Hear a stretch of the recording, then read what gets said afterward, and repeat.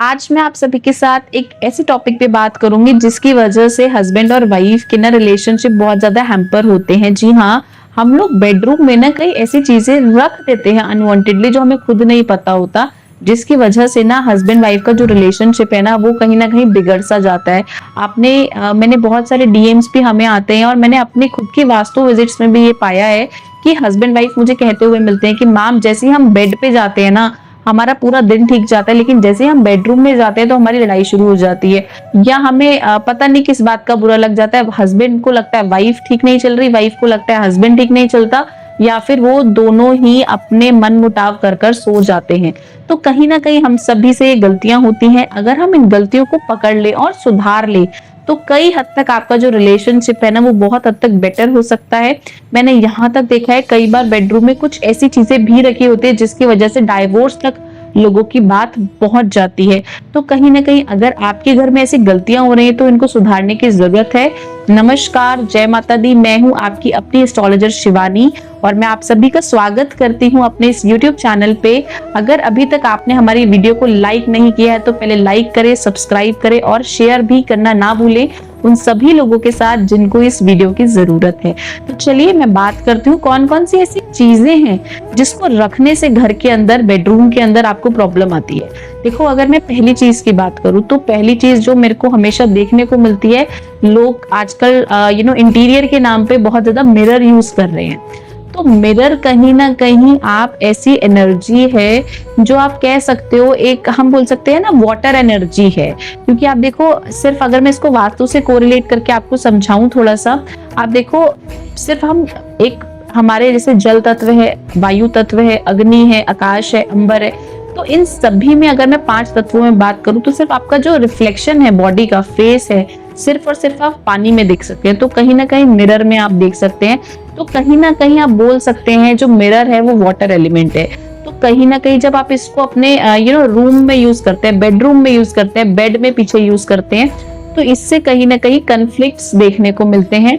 साथ ही साथ मिरर जो है वो कहीं ना कहीं आप एक ऐसी एनर्जी आपको देता है, क्योंकि मिरर हर चीज को अट्रैक्ट करता है। तो कहीं ना कहीं आपकी जो एनर्जी है उसको कहीं ना कहीं बिगाड़ देता है। तो कहीं ना कहीं अगर आप मिरर यूज करते हैं तो ये बहुत हद तक गलत है, आपको मिरर हटा देना चाहिए।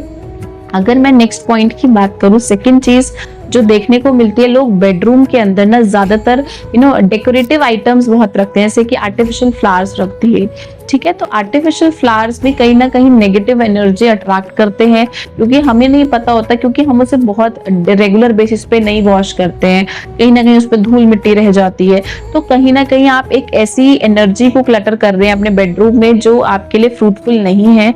तो आपको ऐसे फ्लावर्स अवॉइड करने चाहिए। कैक्टस, कई लोग, क्योंकि जो लोग प्लांट लवर्स हैं वो कहीं ना कहीं कैक्टस लगा देते हैं अपने रूम के अंदर, तो वो भी कहीं ना कहीं आप एक नेगेटिव एनर्जी को अट्रैक्ट कर रहे हो रिलेशनशिप के अंदर, तो वो आपको अवॉइड करना चाहिए।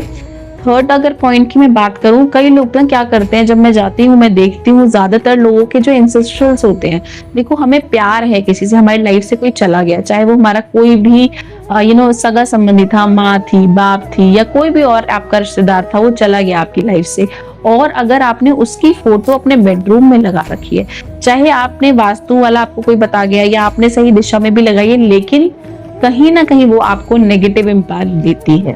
तो आपको किसी भी एंसेस्ट्रल फोटोज अपने बेडरूम में नहीं लगानी है। आपको किसी भी देवी देवताओं की फोटो बेडरूम में नहीं लगानी चाहिए।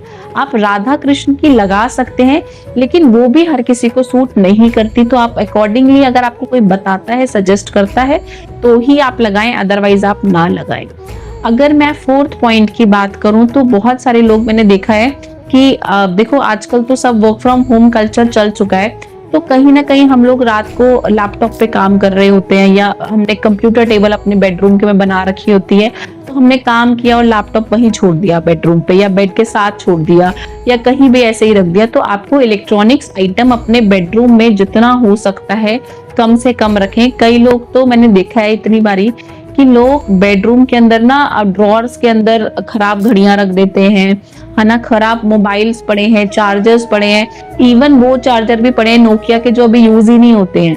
तो आपको डी क्लटर करना अपना होम बहुत हद तक जरूरी है। जब तक आप डी क्लटर नहीं करेंगे ना, सबसे बड़ा मुझे ऐसा लगता है डीक्लटर करना कोई एक दिन का काम नहीं है और किसी अकेले का काम नहीं है। जरूरी नहीं है डीक्लटर सिर्फ हाउसवाइफ ही करेगी या वाइफ ही करेगी, आप सब मिलकर करें तो बहुत अच्छा होगा, क्योंकि उससे आप अपना राहु कहीं ना कहीं बैलेंस करते हैं। तो आप कोशिश करें, आप अपने हाउस को डीक्लटर करें, जो भी चीजें आपकी नीड की नहीं है उनको आप हटा दीजिए अपने घर से, उससे आपका रिलेशनशिप बहुत हद तक बेटर होता है। साथ ही साथ आप अवॉइड करें डार्क कलर के कर्टन्स, आप अवॉइड करें डार्क कलर की बेडशीट बेड पे बिठाना। जिससे कई बार ना हम इंडियन साइकोलॉजी है कि बच्चे होते हैं ना तो थोड़ा डार्क कलर की बेडशीट हस्बैंड वाइफ बिछाते हैं, या मतलब वाइफ को होता है ना कि गंदी जल्दी नहीं होगी या धोनी जल्दी नहीं पड़ेगी। तो जितना हो सकता है आप डार्क कलर की बेडशीट अवॉइड करें, आप स्मूथ कलर ले, आप व्हाइट ले, पिंक ले, फ्लोरल ब्लू ले। तो जितने लाइट कलर आप बेडशीट पर बिछाएंगे उतना अच्छा स्ट्रॉन्ग आपका रिलेशनशिप होगा। तो आपने इन सभी चीजों का ध्यान देने की आपको जरूरत है। फिर देखिए कैसे आपका हस्बैंड और वाइफ का रिलेशनशिप कैसे नहीं बेटर होगा। देखिए मुझे ऐसा लगता है हस्बैंड वाइफ का जो रिलेशनशिप है ना, वो एक ऐसी गाड़ी है जिसके दो पहिए और दोनों को ही बराबर चलना पड़ता है।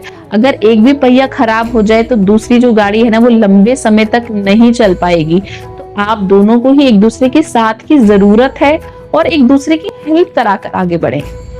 अपना फर्ज समझे कि यार मेरी वाइफ को मेरे सपोर्ट की जरूरत है और वाइफ को भी समझ आना चाहिए कि मेरे हस्बैंड को मेरे सपोर्ट की जरूरत है। तो कहीं ना कहीं ऑटोमेटिकली चीजें अच्छी होने लगेंगी, क्योंकि देखो मुझे ऐसा लगता है किसी भी रिश्ते में ना आपको त्याग तो करना ही पड़ता है। तो आप त्याग करें, हस्बैंड वाइफ थोड़ा सा एक दूसरे को समझे, तो ऑटोमेटिकली आप सभी की चीजें ठीक हो जाएंगी। बाकी माता रानी आप सभी